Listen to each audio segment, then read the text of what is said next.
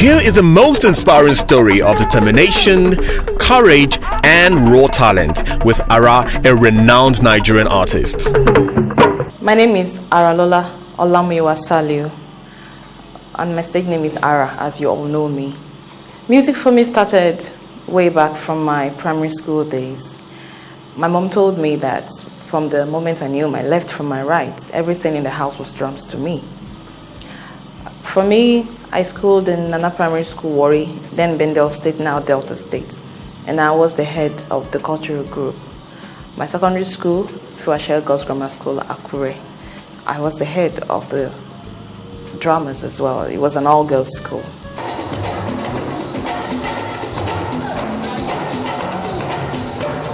The talking drum has three spirits: the spirit of the tree from which it was cut, the carver, and the player.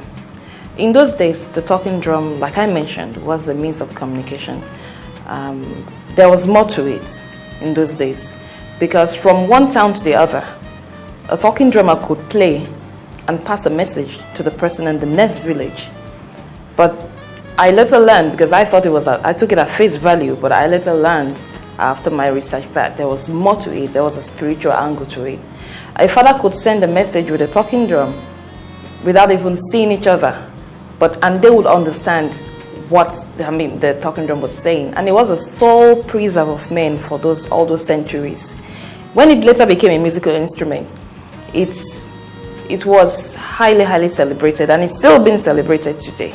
Today, a lot of people do not really understand the essence of the talking drum. A lot of people basically see it as just a musical instrument. Yes, it is, but there is more to it. What is the process of making the talking drum? The process of making the talking drum itself, it's spiritual, very, very spiritual. You have to kind of worship the tree, and a divination has to be done. If that spirit will allow you to cut down the tree, if the spirit says, no, you can't send me out of this tree, you don't do it. It has to agree before the tree will be cut. After it's cut, then the different houses will do the carving in Oyo, and then it comes down to we, the players. I happen to be the first female talking drummer of repute.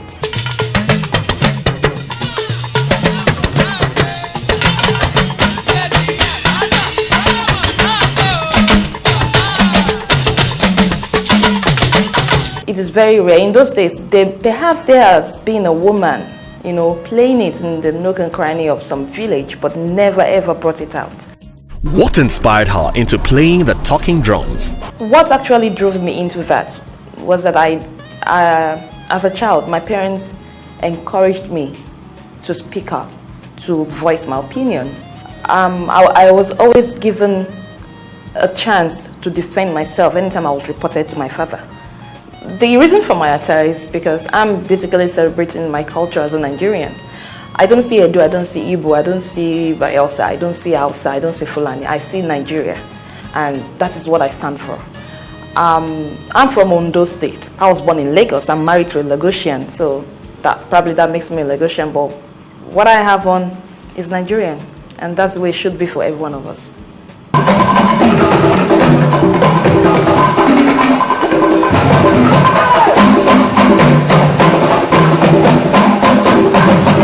The relevance of the talking drum in our present day society for me is basically, to me, a great reminder of where I'm from.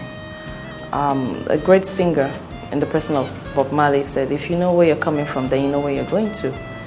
I believe so much in my culture, and I believe in our virtues and values that our parents and forefathers bestowed upon us. Do men feel threatened by my taking up the talking drum? I don't think that